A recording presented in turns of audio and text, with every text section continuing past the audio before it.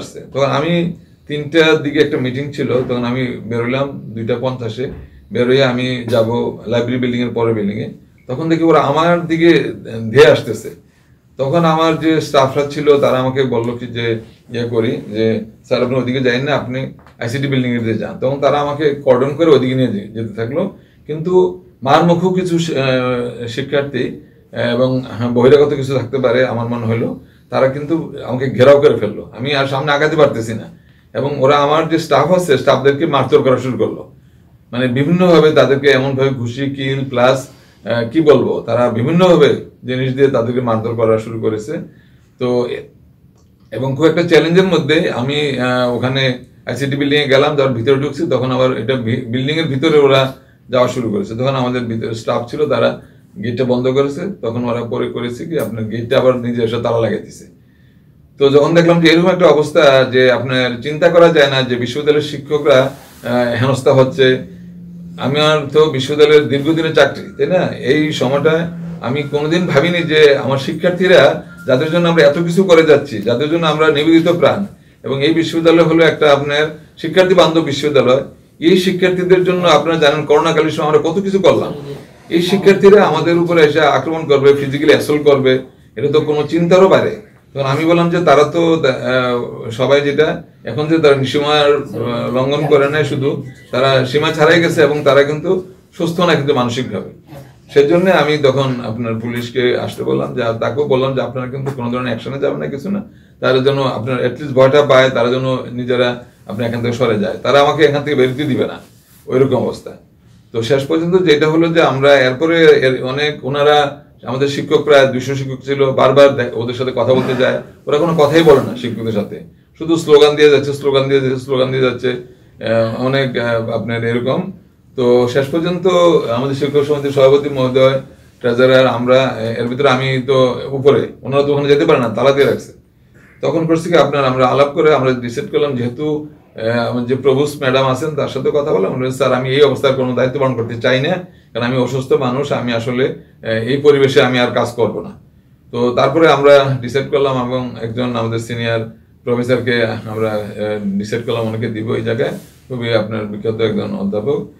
তো এটার জন্য ওদের সাথে ওরা আপনার 3 জন আপনার উপরে যাবে, গিয়ে আমার সাথে কথা বলবে, কারণ একটা কাগজ তো লাগবে, যে কাগজের মধ্যে ডকুমেন্টের মধ্যে আমার সিগনেচার থাকবে, আমি এটা করবো, নাহলে তো ওরা মানতে চাইবে না। তখন ওরা দিতে রাজি না। শেষ পর্যন্ত একজনকে দিতে রাজি হল, শুধুমাত্র ট্রেজারার সাহেবকে। তো ট্রেজারার সাহেব যাইয়া, পুলিশ কিন্তু অনেক দূরে ছিল, প্রায় 1.5-2 ঘন্টা হয়ে গেছে, পুলিশ কিন্তু কোনো অ্যাকশনে যায় না। আমরা না করেছি যে আপনারা কোনো অ্যাকশনে যাবেন না, আপনারা থাকেন শুধু উপস্থিতির, আর কিছু না। এর ভিতরে যখন নাকি আপনার ওরা ওদের মধ্যে একজনই আপনি বলতেছে, আমার মনে হলো যে আমি যেটা শুনতে পেলাম, যে যখন বুঝে গেছে যে একটা সমাধানের দিকে যাচ্ছে, তখন একটা গ্রুপ কিন্তু তখন আপনার ঢিল মারা শুরু করেছে। ঢিল মারা আমার শিক্ষকদের ধাক্কাধাক্কি করতেছে, ঢিল মারা শুরু করেছে। যে ছাত্রীরা যাচ্ছে তারা না, পিছন দিক থেকে ঢিল মারা শুরু করেছে, এবং আপনার ধাক্কাধাক্কি করতেছে টিচারদের সাথে।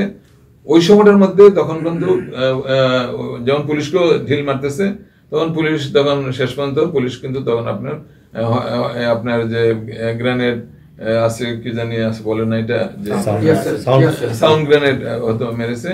তো পরে আপনার এই সময়টার মধ্যে তখন কিন্তু সবকিছু দৌড়াদৌড়ি ছোটাছুটি হচ্ছে। আমাদের বিভিন্ন যে শিক্ষার্থীরা আছে নির্ভর, তারাও কিন্তু এখানে আহত হয়েছে, শিক্ষকরা আহত হয়েছে, পুলিশ ডেপুটি কমিশনার আহত, এবং পুলিশের মধ্যে অনেকে আহত হয়েছে। এবং আমাদের সবচেয়ে দুঃখজনক হলো ওখান থেকে কারা করেছে জানি না, আপনি গুলি করেছে। এবং আমাদের যে ছাত্র উপদেষ্টা আছেন প্রফেসর জহিরুদ্দিন, তার আপনার গালে এখানে গুলি লাগছে, এবং তার হাতের মধ্যে গুলি লাগছে, এবং অনেকে আহত হয়েছে। কিন্তু পুলিশ তো 10 জন আহত হয়েছে, তারপর আপনার গুলিবিদ্ধ।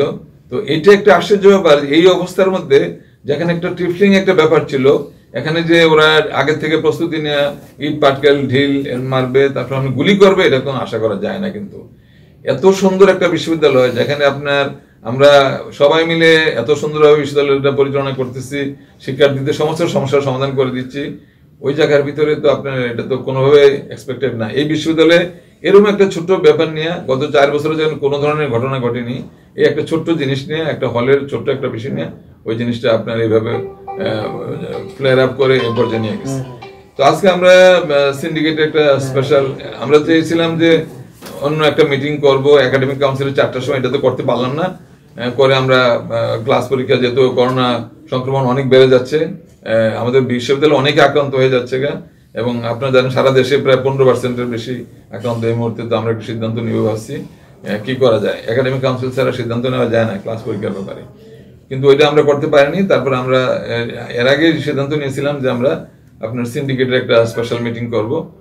তখন মিটিংটা করা হলো। এই মিটিংয়ে এসে আমরা ডিসাইড করলাম এখনকার যে বিশ্ববিদ্যালয়ের যে একটা ভয়াল এই যে পরিস্থিতি, এই পরিস্থিতিতে ক্লাস পরীক্ষা নেওয়া বা আপনার ক্লাসের শিক্ষকরা যাবে, এই ছাত্রদেরকে তারা এরকম আবার আবার ফেরত আসবে এবং পড়াবে, এরকম একটা পরিবেশটা কিন্তু এখন নাই।